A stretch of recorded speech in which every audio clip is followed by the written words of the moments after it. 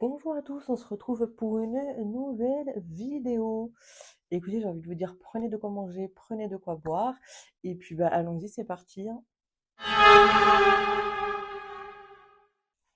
Lorsque j'avais 9 ou 10 ans, j'avais accompagné mon père à l'étang de mon village, car il était parti voir son meilleur ami et sa fille, qui était ma meilleure amie.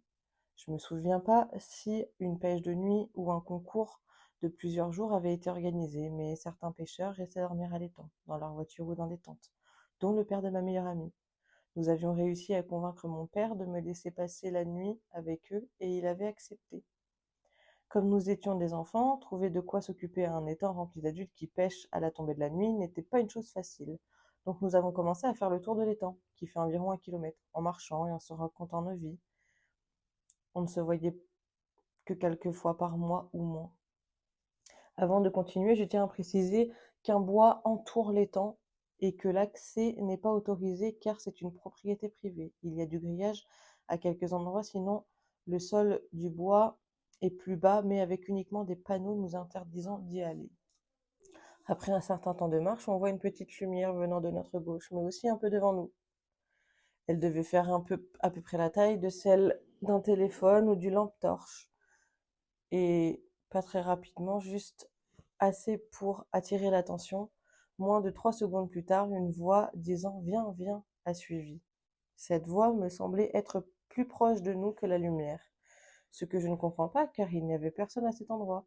Juste cette lumière provenant des bois, nous dans le chemin et quelques pêcheurs à plusieurs mètres, trop concentrés sur leur prise pour y prêter attention. Je ne saurais pas donner de genre ou d'âge à cette voix, mais elle était au-dessus d'un chuchotement, comme si c'était censé être discret. Lorsque mon ami et moi avions vu cette lumière, j'ai ralenti avant d'entendre la voix, et c'est à ce moment-là que j'ai eu un mauvais pressentiment, et que ma meilleure amie m'a regardée et m'a dit «On se fait un petit footing?» On pouvait clairement entendre dans sa voix qu'elle avait compris que quelque chose n'allait pas. Bon, on a bien compris que du coup, c'était un peu pour éviter de dire «Viens, bouge-toi, on court, il y a quelqu'un», qu'elle a dit «Bon, c'est un petit footing». Plus le fait qu'elle m'ait demandé ça alors qu'elle a un problème à son genou, qu'on a un cardio de merde et que l'on déteste toutes les deux courir, confirme qu'elle avait vu et ou entendu la même chose que moi. On a donc tapé notre meilleur sprint jusqu'à la tente où se trouvaient nos pères et évidemment, ils ne nous ont pas cru lorsqu'on en a parlé. C'est quoi ces parents qui ne croient pas leurs gosses là? Genre, elles arrivent en courant, essoufflées et tout. Elles disent qu'elles ont entendu un bruit. Oh non, c'est votre imagination. Elles sont pas folles au bout d'un moment, je sais pas. Ma meilleure amie pensait que c'était un rôdeur, mais en y repensant, pourquoi est-ce qu'il nous aurait appelés si ce n'était qu'un simple rôdeur? Pourquoi ne pas rester discret au lieu de dire à deux gosses de venir? Si vous aviez des hypothèses, dites-les moi, s'il vous plaît. Je ne sais toujours pas ce qui s'est passé, ni ce qu'on nous voulait. Merci d'avoir lu. Désolée, mais je peux pas le perdre. Genre, ça y est, les parents m'énervent dans cette histoire. Moi, je pense que, ouais, elles avaient juste raison. C'est quelqu'un qui, moi, je pense que c'est juste quelqu'un qui, du coup, avait envie de faire peur à des gamines, ou alors c'était un pédophile qui, peut-être se mettait par là parce qu'il savait que des fois il y avait des enfants, enfin j'en sais rien. Mais c'était pas quelqu'un de bien intentionné, ça c'est une certitude. Voilà. Et comme elles ont dit, si c'était juste un simple rôdeur, effectivement, bah genre il aurait pas cherché à parler à deux gamines, il aurait tracé son chemin, il aurait fait sa vie et puis voilà, c'est tout quoi. Bref, écoutez, j'ai envie de vous dire, passons à la deuxième histoire. Salut les gens, je suis nouveau sur le Reddit, je vais raconter une chose qui m'est arrivée et qui est un peu chelou. Je devais avoir quelque chose comme 9 10 ans. Mon meilleur ami d'enfance était venu chez moi une journée pour s'amuser, un truc d'enfant classique. Faut savoir qu'on était tous les deux fans d'horreur. Genre tout ce qui touchait à l'horreur, vraiment on kiffait. Au-dessus de ma rue, je vis à la campagne, donc c'est une très grande rue. Il y avait une maison abandonnée. Je connaissais pas la personne qui vivait dedans, mis à part son nom. Bref, avec mon pote, on décide de faire un urbex dedans. Bien évidemment, quelle super idée! On arrive à la maison en question et on trouve pas l'entrée principale, mais on arrive à trouver le garage, on rentre, on commence à fouiller un peu, voir si on trouve des trucs étranges. On trouve un chat momifié. Oh, pauvre chat. Moi, j'ai la mienne à côté. Non, je n'aurais pas envie. Je sais pas si quelqu'un sait ce que ça veut dire, mais c'est déjà assez effrayant pour des enfants de notre âge. On continue notre exploration, on trouve des carnets, paquets de cigarettes, bouteilles d'eau. On fait le tour du garage, mais on aimerait bien changer de pièce. Sauf que c'est quasi impossible, parce que la seule porte est comme bloquée par la végétation et une poutre en métal. On continue d'essayer de rentrer jusqu'à ce que quelque chose tombe, mais ça venait d'en haut, donc pas de nous. Mon ami et moi se regardons sans rien dire, jusqu'au moment où on entend quelque chose courir. Sauf que c'était trop lourd pour un chat, et vu l'état de la maison, ça me paraissait impossible que juste une chose plus lourde qu'un chat soit là. Mais les faits sont là. On a entendu quelque chose courir. On est parti en courant. J'ai pleuré parce que j'avais eu trop de stress en moi. Du coup, on est rentré chez moi sans rien raconter à mes parents parce que j'avais pas le droit de faire ce que je venais de faire, encore plus à mon âge. Voilà, c'est à peu près tout ce dont je me souviens. Je sais que mon ami et moi avions filmé quand on arrivait dans la maison parce qu'on voulait être youtubeur.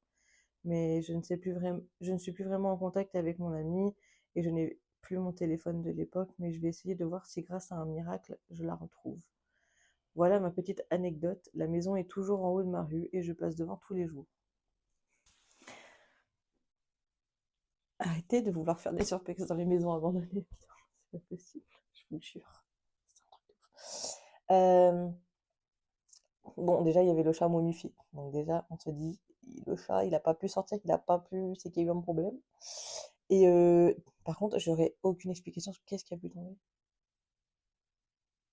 Quelqu'un peut-être qui a réussi à rentrer, qui les a entendus, et qui sait... Mais enfin, je sais pas, ils auraient eu le temps de voir s'il y avait eu quelqu'un. Là, ils savent pas si c'est un chat, ils savent pas si c'est quelqu'un, c'est bizarre. Franchement, c'est très bizarre. J'ai aucune explication. Vraiment. Bah écoutez, j'ai envie de vous dire, passons à la troisième histoire. J'ai 21 ans et ça s'est passé il y a quelques mois. Je venais de me séparer de mon copain et je suis restée dans l'appartement que j'avais avec lui jusqu'à ce que je trouve un autre appartement. C'était un vendredi soir et c'était l'une des seules fois où je ne sortais pas le week-end. Donc il est 1 heure et je décide d'aller me coucher. Mon appart est fait de manière à ce que quand j'ai la porte ouverte de ma chambre, je vois presque ma porte d'entrée. Et autre détail, quand la lumière automatique du couloir est allumée, je le vois sous la porte d'entrée. Aussi, mon appartement est au deuxième étage, au fond d'un couloir, donc il faut littéralement traverser toute la résidence. Donc j'éteins la lumière tout en laissant la porte de ma chambre ouverte. Et seulement quelques minutes plus tard, ça toque à ma porte. Évidemment, je sais que je ne connais pas la personne qui toque, puisque personne que je ne connais ne toquerait à ma porte à 1 heure du mat. Encore un truc de film d'horreur finalement. J'attends quelques secondes, je me lève sans faire un bruit et je vois que la lumière du couloir est allumée, mais que la personne continue de toquer sans arrêter. Donc je décide de rester assis sur mon lit, les yeux fixés sur ma porte d'entrée, en attendant que la personne parte. Malheureusement, ça n'arrive pas. La personne ne part pas et elle est tellement immobile devant ma porte à toquer que la lumière du couloir s'éteint. Mais les toc-toc continuent toujours. 20 minutes après, ces longues 20 minutes, je m'étonne. Je décide de prendre un couteau de cuisine et d'aller ouvrir la porte. Malheureusement, vu que la personne est immobile, je regarde dans l'œil de la porte et je ne vois pas la personne puisqu'elle est dans le noir. Eh bien oui. Et oui. Et là, tu te dis, oh putain. En fait, là, je pense que dans ta tête, tu te dis, je vais peut-être pas finalement ouvrir la porte, même si j'ai un couteau, on sait jamais. Vraiment. J'ouvre et la personne recule, donc la lumière se rallume. C'est un mec dans la trentaine que je ne connais pas. Il porte une casquette, une capuche sur sa casquette et est habillé tout en noir. Ouais, le mec, en fait, il a regardé trop de films, finalement. Genre, c'est vraiment un truc typique des cambrioleurs dans les films. Donc, je lui demande ce qu'il veut, légèrement agacé, il me dit que c'est le livreur de pizza que j'ai commandé et que je dois descendre avec lui pour aller chercher ma pizza. Assure-toi qu'elle ait vraiment commandé une pizza avant. Franchement, ils sont vraiment bêtes. Je dis gentiment que je n'ai rien commandé et qu'il a dû se tromper. Je commence à refermer la porte et il bloque la porte avec son pied et m'attrape le bras en me disant que je dois vraiment descendre avec lui maintenant, que j'ai commandé une pizza et que je dois venir la récupérer, en étant vraiment très insistant. Clairement, je me suis tétanisée de peur, mais j'ai fini par lui mettre un coup de pied et fermer la porte à quadruple tour. Bravo, madame. Il a fini par partir et je suis restée derrière ma porte à pleurer pendant 1 heure. Le lendemain, j'ai appelé la police. Et bien sûr, qu'ils n'ont pas su qui c'était. Mais bon, ils savent rien faire de toute façon. Donc, limite, ne les appelez plus, hein, ils servent à rien. Et morale de l'histoire, je n'ouvrirai plus jamais à personne parce que j'ai eu très peur. Je pense surtout que la personne voulait me faire sortir de chez moi et je ne sais pas ce qu'il me serait arrivé si je l'avais fait. Pour le coup, je sais pas si c'est quelqu'un qui lui voulait du mal à elle ou si c'est juste quelqu'un qui voulait voler. En vrai, on ne saura jamais. Et j'espère que du coup, enfin, ce mec-là ne la fera plus chier et que bah, la pauvre, elle va enfin habiter tranquillement dans son appart sans avoir des trous du cul qui viennent frapper à la porte pour l'enlever ou pour je ne sais quoi. Et ben écoutez, c'est la fin de cette vidéo. On se retrouve très rapidement pour une nouvelle vidéo. Euh, Bonne journée ou bonne soirée. Et écoutez, à bientôt.